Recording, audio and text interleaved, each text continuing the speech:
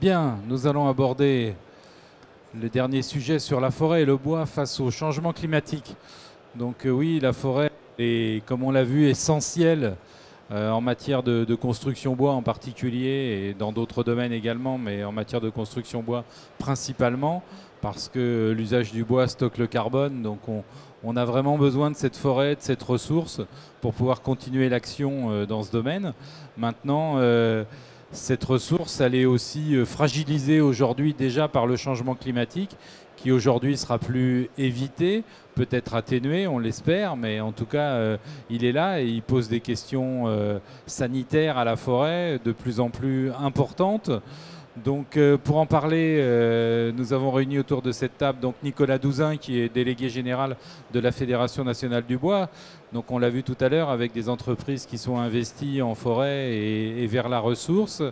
Nous recevrons également donc André Richter, qui est directeur des programmes au FCBA, qui est l'Institut technologique, et qui pourra nous en dire plus justement sur l'aspect technique et peut-être des solutions à apporter pour résoudre en partie cette crise climatique. Et puis Éric Sevrin, qui est directeur du Centre national de la propriété forestière en Île-de-France, qui est directement sur le terrain et qui pourra peut-être nous parler de la souffrance de la forêt dont on parlait tout à l'heure. Donc je vais passer la parole sans ordre particulier, mais peut-être à Éric Sevrin qui est sur le terrain et qui pourra peut-être nous donner des éléments factuels justement sur ces problématiques de crise climatique de la forêt. Oui, bonjour, merci. Alors je ne suis pas directeur du CRPF, mais je suis directeur de l'IDF, oui, qui est l'Institut pour le développement forestier, qui s'occupe de la recherche-développement sur la forêt privée, au sein du CNPF. Voilà. Oui, la forêt souffre, vous le voyez maintenant souvent aux informations, ce qui est une nouveauté pour nous forestiers. On passe pas mal dans les médias. Il y a la crise des scolites dans l'est de la France qui est très problématique, mais ça ne touche pas que la France, hein. L'Europe du Nord est extrêmement touchée et c'est vraiment une grosse catastrophe parce que tous ces arbres doivent être abattus assez rapidement et puis ça pose des problèmes derrière à la filière qui doit absorber tous ces bois qui arrivent sur le marché de façon complètement imprévue. Donc là, il y a des systèmes de crise qui se mettent en place dans les régions et qui permettent de travailler tous ensemble pour résoudre ces problématiques. Alors, la forêt a été touchée cette année aussi par 2 canicules et surtout une période de sécheresse extrêmement importante. Vous l'avez tous vu hein, cet été, il n'a pas plu depuis le milieu du printemps jusqu'au mois d'octobre dans un certain nombre de régions. Et bien évidemment, ça fragilise les arbres, ça les rend plus sensibles à des maladies, à des insectes, et donc la forêt est touchée. Elle est touchée par le changement climatique, comme vous l'avez dit, mais elle est aussi touchée par l'émergence de maladies qui apparaissent sur le territoire qui ne sont pas forcément liées au changement climatique. Et donc je pense que ça aussi c'est important. Le transport international aujourd'hui s'est fortement développé et nous amène des maladies.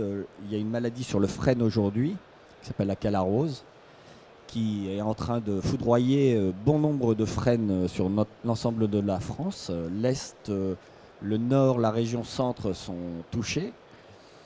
Et ça nous pose évidemment beaucoup de problèmes. C'est un peu ce que l'on a connu avec la maladie de l'orme. Hein.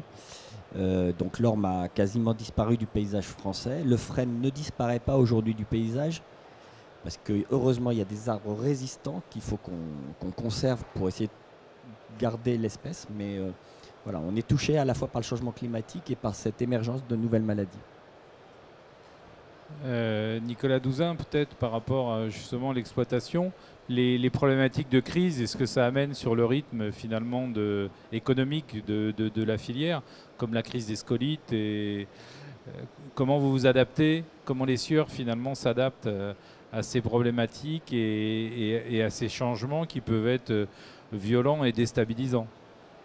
Je crois que on n'est pas à la fin du processus, mais au début. Non, au début, oui, c'est clair. Au début, la crise des scolites n'est que l'expression de la souffrance de la forêt face au changement climatique. Et monsieur a raison de souligner, on est dans un phénomène qui concerne l'ensemble de la planète. La crise des scolytes, le pays qui a été le plus touché, c'était la Colombie-Britannique, avec 18 millions d'hectares qui ont été ravagés par les scolytes. Donc nous, dans nos forêts tempérées, on n'en est pas du tout dans ces situations. Il ne faut pas non plus aussi faire peur à tout le monde. Mais par contre, c'est aujourd'hui qu'il faut s'en occuper. Parce que les scolytes, c'est à peu près 100 000 hectares de touchés à l'échelle française, 1 million d'hectares à l'échelle européenne, mais la forêt française, elle fait 16,5 millions d'hectares. Donc le changement climatique, ça concerne toute la forêt. La crise des scolytes, c'est une partie importante, bien sûr. Mais donc, les mesures qu'on doit prendre, elles doivent être prises aujourd'hui. Et je dirais, on doit tous effacer nos logiciels dans nos têtes pour savoir ce qu'il faut faire, parce qu'il n'y a pas de recette miracle. Bien sûr, on a une recherche, on a la chance d'avoir en France une recherche assez efficace avec des essais qui ont été faits. On voit bien la direction qu'on peut prendre, mais je dirais, c'est l'urgence de la forêt, l'urgence à adapter un plan. En ce qui concerne la crise des scolytes elle-même, elle a débuté l'année dernière. On a eu à peu près 1 million de mètres cubes sur l'ensemble des régions touchées. Cette année, on est au double et ça risque de durer 4 à 5 ans. À titre de comparaison de ce que ça peut représenter sur les essences qui sont touchées, sapins épicéas, l'année dernière, c'était à peu près 15% du volume national. Et là, on est à peu près au tiers. Mais dans les régions concernées, bien évidemment, on est à 70, voire 100% à cette période-ci. Et voilà. Est-ce qu'il y a des mécanismes que vous mettez en place ou qui peuvent être mis en place pour répondre à ça? La première des choses, c'est sauver les bois. Quand ils sont récoltés, en ayant été détectés très précocement, il n'y a pas de dégradation de la qualité pour la construction ou pour son usage dans la palette, par exemple. Donc, l'urgence absolue, c'est la surveillance des forêts, l'évacuation et la mobilisation des bois, ce qui veut dire qu'il faut ralentir l'apport de bois frais sur le marché pour laisser la place à ces bois qui ont besoin d'être mobilisés plus rapidement. Et c'est par cette coordination de filières qu'on peut réduire les dégâts pour l'ensemble pour l'ensemble. Et là, vous avez mis en place des mécanismes. Donc en fait, on a travaillé tout ça avec les propriétaires, avec la forêt publique, bien entendu, puisque dans l'Est, c'est très important. Les contrats d'approvisionnement qui pèsent à peu près pour 50% des approvisionnements dans ces régions, on a switché vers ce type de bois. Et l'étape suivante, c'est, pour éviter la saturation et l'engorgement du marché, c'est de transporter des bois des zones de l'Est de la France vers l'Ouest, où là, on est dans le cycle inverse, puisque l'Aquitaine, en particulier, ou même la Bretagne, on a des difficultés d'approvisionnement dans ces zones. Voilà, puisqu'il y a eu précédemment des problèmes de tempête ou de maladies dans ces zones. Voilà. Et leur commercialisation pose des problèmes ou il y a une perte de valeur? Comment ça se passe? Quand la perte de valeur, elle est due à l'équilibre entre l'offre et la demande. Oui. Mais sur la qualité elle-même des bois, je tiens vraiment... Ça ne change pas leur aspect? Il y a un aspect visuel qui peut être un peu bleuté. Mais ça, je dirais, c'est un aspect esthétique.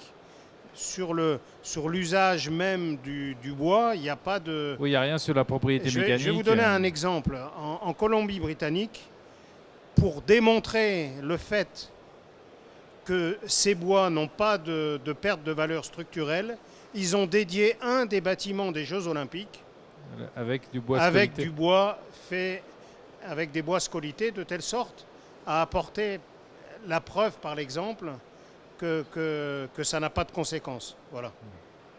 Très bien. Alors, en ce qui concerne le FCBA et donc l'Institut technologique, qu'est-ce que vous mettez en place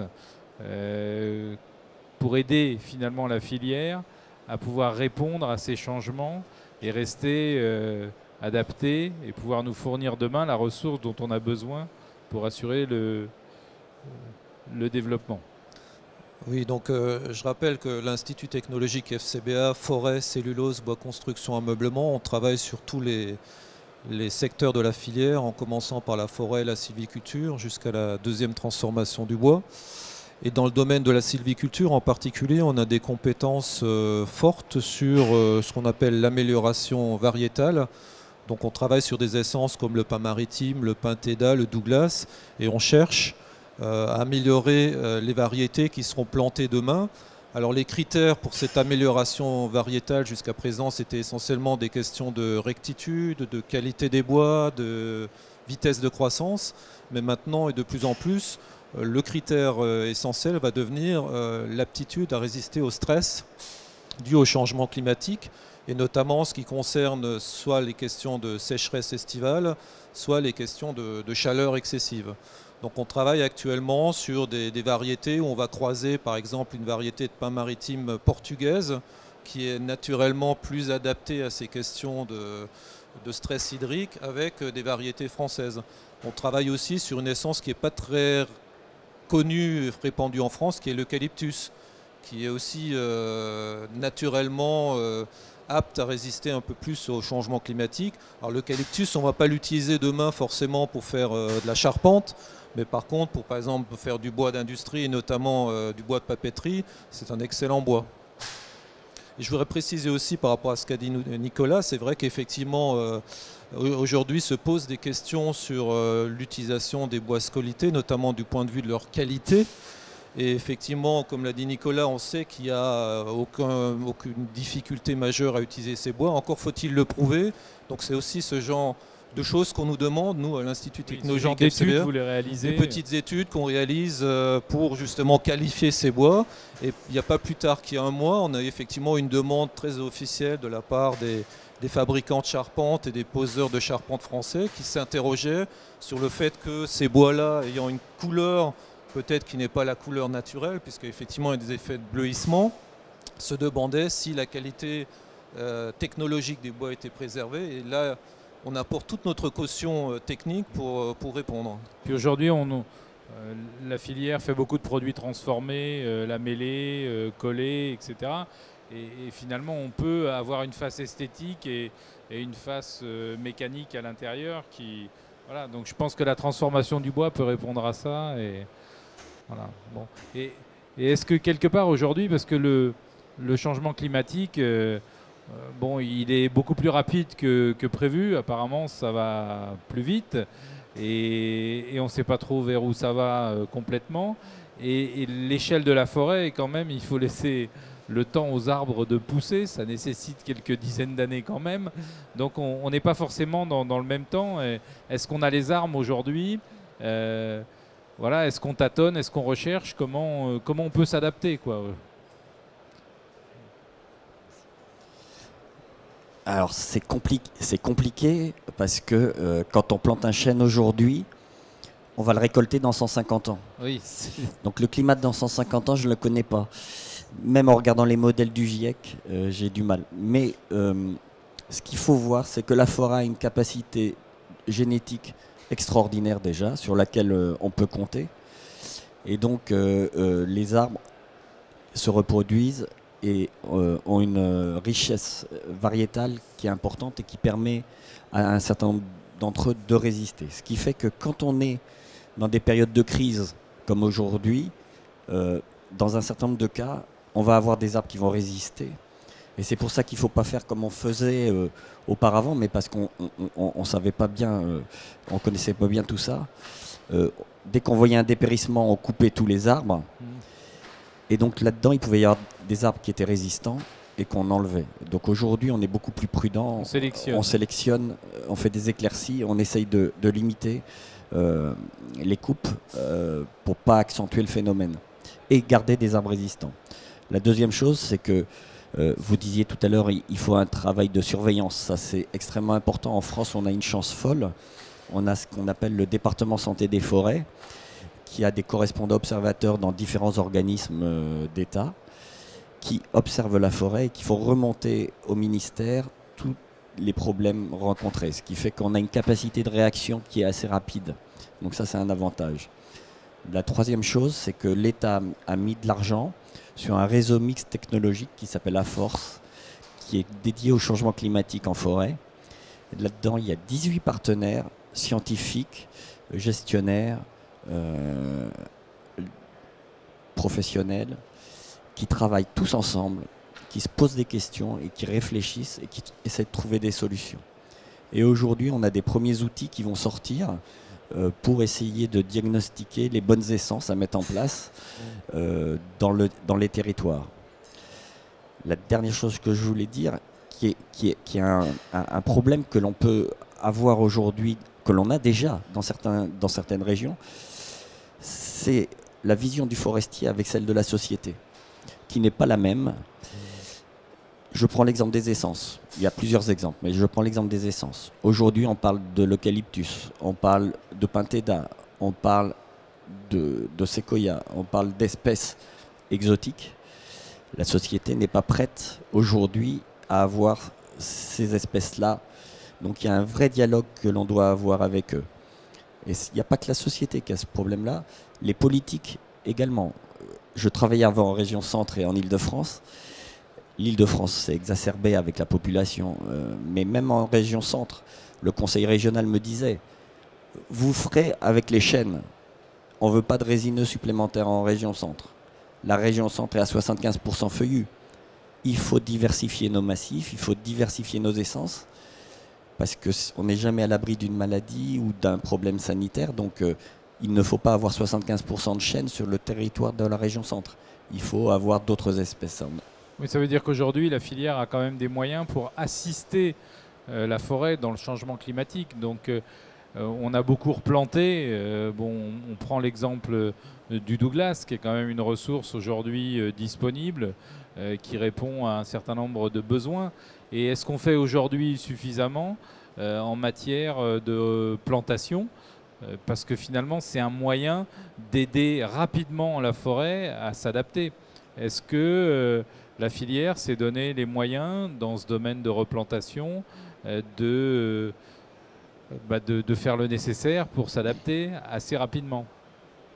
Déjà, pour rebondir sur ce qui vient d'être dit,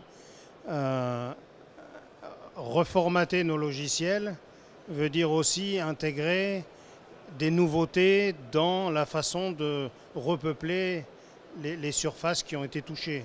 Voilà, donc nous autres industriels, on n'est pas racistes, entre guillemets, et donc on n'a pas d'incompatibilité à utiliser des essences qui viendraient d'autres zones du monde et qui apporteraient les services pour la société qui sont ceux de l'industrie, mais aussi toutes les aménités qu'apporte la forêt. Voilà. Tu vois l'exemple du Douglas, ben oui, c'est pour ça que je le présente sous cette forme. Je crois qu'on ne peut pas s'enfermer dans des schémas tout faits.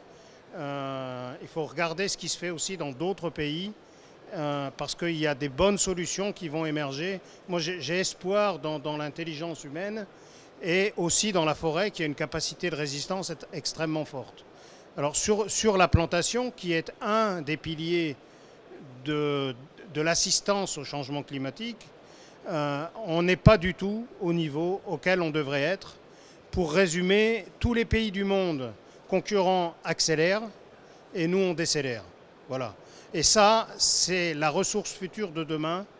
Ce sont les aménités de la forêt de demain et ce sont les emplois de demain. Donc c'est pour ça que je parlais d'urgence. Et puis c'est coup double, parce que cette ressource dont on a besoin demain pour faire travailler une filière bois efficace, pendant ce temps-là, ils vont stocker du carbone, parce qu'en poussant, ils vont stocker du carbone. Il y a quand même là peut-être un travail de pédagogie énorme à faire sur le cycle du carbone pour que le public comprenne qu'il faut replanter très vite, mais dans des proportions qui ne sont pas du tout les proportions qu'on a aujourd'hui. Là, on va être poussé par la crise des scolytes, puisqu'il y a des surfaces importantes qui vont devoir être renouvelées. Et Et donc, c'est pour ça qu'on s'y emploie. Il y a un colloque à l'Assemblée nationale et au Sénat qui vont être organisés jeudi. C'est une première puisque on a le matin à l'Assemblée nationale, l'après-midi au Sénat, avec le président de l'Assemblée nationale et le président du Sénat qui se sont déplacés, chacun d'entre eux, pour aller voir ce qui se passait sur le terrain. Donc la plantation, forcément, c'est pas le Saint Graal. Il y a aussi la régénération naturelle. C'est pas, mais c'est quand même le plus court chemin pour ce qu'on a à faire. C'est peut-être un raccourci. Aujourd'hui, on est un peu pressé en matière de changement climatique. Donc le Douglas fait forcément partie des solutions, mais pas seulement. Et quand on parle de diversification des essences, il faut aussi faire très attention à ce qu'on soit bien compris entre un propriétaire ou un massif. Parce que ce qu'on peut faire à l'échelle d'un massif, cette diversification est beaucoup plus complexe à l'échelle d'un propriétaire et d'une parcelle, voire même peut-être incompatible avec les besoins de la filière et du marché. Alors le FCBA, dans ce domaine, est-ce que vos recherches ont avancé pour justement trouver, vous en parliez tout à l'heure, des variétés plus adaptées aujourd'hui, et alors sans être sûr que ça soit adapté à 100%, est-ce que quelque part on peut déjà penser pouvoir améliorer les choses? Ah oui, très clairement, on a déjà des variétés là qui vont être prochainement commercialisées, qui répondent déjà à cet objectif. Mais comme vous le dites et comme le disait mon voisin, aujourd'hui on ne connaît pas encore réellement jusqu'où on va aller en termes de changement climatique. Donc on sait que ces variétés-là, elles seront naturellement plus résistantes, notamment aux questions de sécheresse. Mais évidemment, jusqu'à quelle limite, oui, c'est toute la question. Moi je voudrais juste revenir aussi sur la question du cycle du carbone que vous avez évoqué tout à l'heure, parce qu'effectivement, la forêt stocke du CO2, le bois stocke du CO2. On dit toujours un mètre cube de bois stocke une tonne de CO2, mais encore faut-il que la forêt soit en état de le faire et donc qu'elle soit en bonne santé, entre guillemets.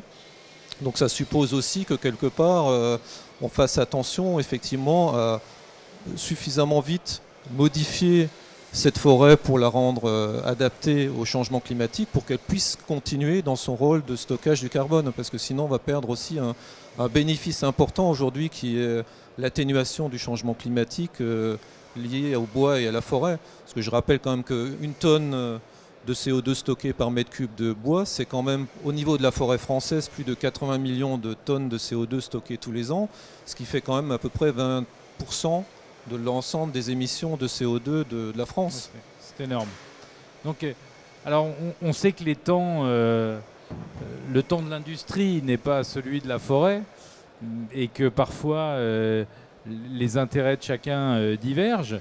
Mais est-ce qu'aujourd'hui, face à l'urgence, on a une cohésion de la filière entre les propriétaires et les industriels, parce que c'est leur ressource à tous, quoi. Quelque part, l'urgence peut... Est-ce que l'urgence va nous rapprocher entre industriels et propriétaires? Alors déjà, ce n'est pas les industriels qui décident, c'est le marché, oui, et c'est les clients. Oui, mais... Non, mais c'est très important ce que je dis. Un transformateur ne peut transformer que ce qui est disponible et que ce que le consommateur consent à acheter. Mais il faut qu'il aille chercher sa ressource. Voilà. Par contre, là, je peux le dire de façon très détendue, la crise qu'on vit actuellement contribue à nous rassembler, à nous fédérer. Et le travail qui est fait avec les parlementaires, l'organisation de ce colloque jeudi est vraiment une opération à 4 entre France Silva, la FNB, FN Cofor et ONF, c'est-à-dire la forêt publique, la forêt privée et la première transformation.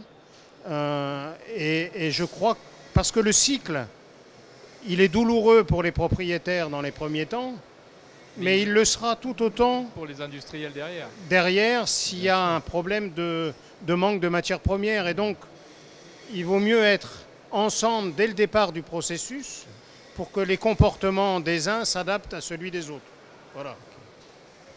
Très bien. Une phrase de conclusion, chacun, si vous le souhaitez. je dirais que la forêt a besoin d'être gérée. On a parlé beaucoup du renouvellement, Ouais. mais il faut aussi l'éclaircir pour éviter aux arbres d'être trop en concurrence entre eux. Parce que s'ils sont en concurrence entre eux, ils sont en très forte concurrence pour l'eau. Et on sait que l'eau, c'est ce qui va être le facteur limitant dans les prochaines années et dès maintenant. Donc il faut bien gérer ces peuplements et il y a du travail à faire. Donc il y a du bois qui doit sortir pour les éclaircies, il y a du bois qui doit sortir pour la récolte.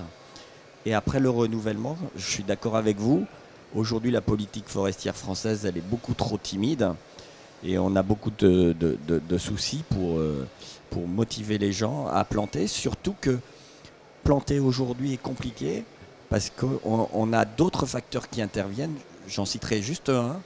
Je ne sais pas s'il y a des chasseurs dans la salle, mais l'équilibre forêt-gibier n'est pas respecté en France et ça nous pose un énorme problème pour le renouvellement des peuplements.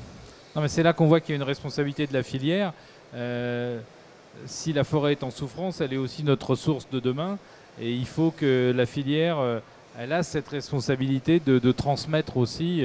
Et une forêt qui évolue, qui bouge, qui a besoin d'une assistance aujourd'hui, donc qui a besoin d'être exploitée, qui a besoin d'être replantée, et pour générer une filière économique digne de ce nom et qui soit respectueuse de l'environnement. Je crois qu'effectivement, enfin tout le monde l'a dit, il faut que la forêt soit gérée. Encore faut-il que nos concitoyens en soient tous convaincus. Et aujourd'hui, c'est vrai qu'il y a beaucoup de débats autour de cette question, savoir le consommateur français est tout à fait intéressé pour utiliser du bois, mais par contre, il ne veut pas forcément que l'on coupe du bois dans ses forêts. Et donc là, il y a vraiment beaucoup d'amalgame avec ce qui se passe en Amazonie ou dans d'autres régions du monde, ce qui n'est absolument pas le cas en France, où la gestion des forêts est durable.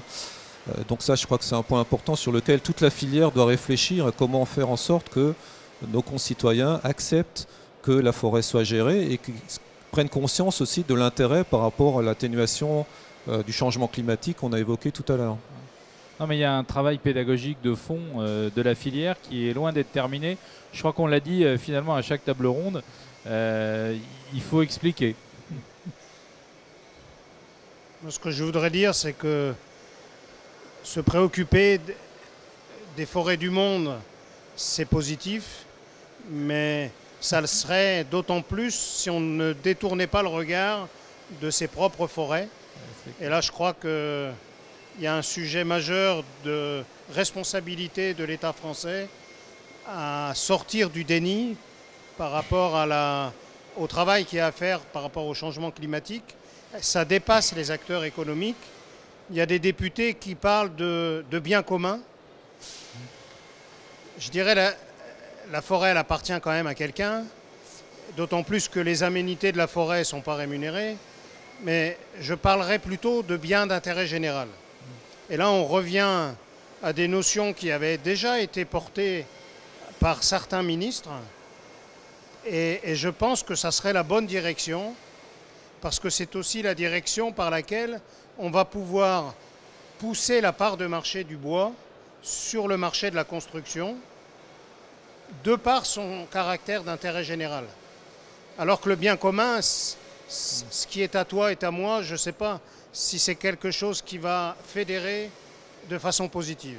Voilà. Ah, puis on l'a vu tout à l'heure au niveau de la construction bois, et il y a encore d'énormes possibilités. C'est-à-dire qu'aujourd'hui, la part de marché n'évolue pas suffisamment, alors que derrière, il y a une attente du public extrêmement forte. Donc là, voilà, il y a des liens à faire. Ok, bah écoutez, merci vraiment messieurs de nous avoir éclairés sur ce sujet de la ressource. Et j'ai une question ici.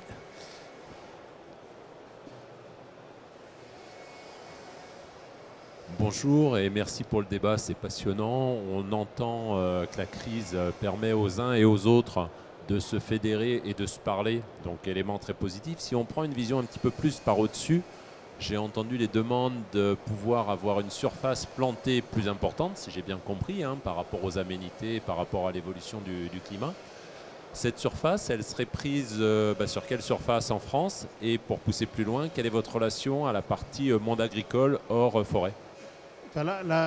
Ce dont on parlait, c'est de renouveler des surfaces actuelles de forêt qui ont été touchées par...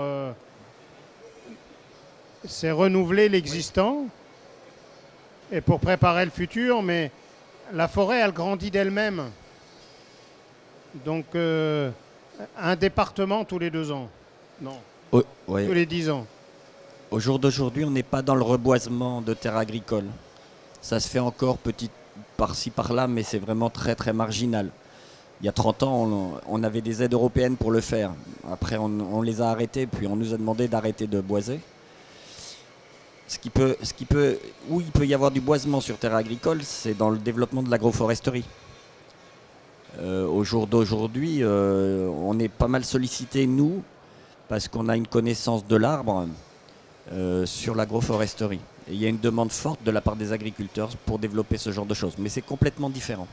Mais ça stocke du carbone et ça peut rendre beaucoup de services à l'agriculture également. Oui, merci. J'aurais juste une remarque, moi. On parle pas mal d'économie, c'est très bien, c'est important. On parle de stockage du CO2, c'est très important. Mais quid de la question de l'écosystème? Moi, je viens du Limousin, la Corrèze, où on a beaucoup planté de résineux, beaucoup de Douglas, et qui ont beaucoup lessivé les sols, par exemple. Donc, est-ce que la question de l'écosystème est quelque chose qui est un petit peu oublié ou pas? Est-ce que c'est une question à se poser? Absolument pas. Absolument pas. Aujourd'hui, quand on parle de l'écosystème et de la forêt, on dit que dans les itinéraires sylvicoles que l'on développe, il doit y en avoir différents. Parce que vouloir faire une seule sylviculture partout de la même façon, c'est ce qui s'est fait en Belgique. Hein. Aujourd'hui, en Belgique, ils ont décidé qu'ils faisaient que de la futaie irrégulière partout. Je pense que ce n'est pas la bonne solution. Je pense qu'il faut proposer aux propriétaires forestiers et aux gestionnaires différentes solutions. Sur le Douglas, moi j'étais dans le Morvan il y a 15 jours. C'est la même situation que chez vous, c'est-à-dire que ce sont des zones de conflit très importantes avec la population.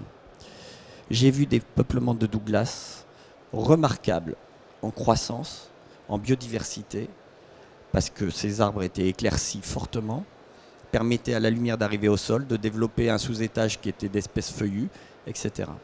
Donc voilà vers où on souhaite aller, pas avoir un seul itinéraire, plusieurs itinéraires qui permettent à cette biodiversité d'être présente. C'est un souci constant.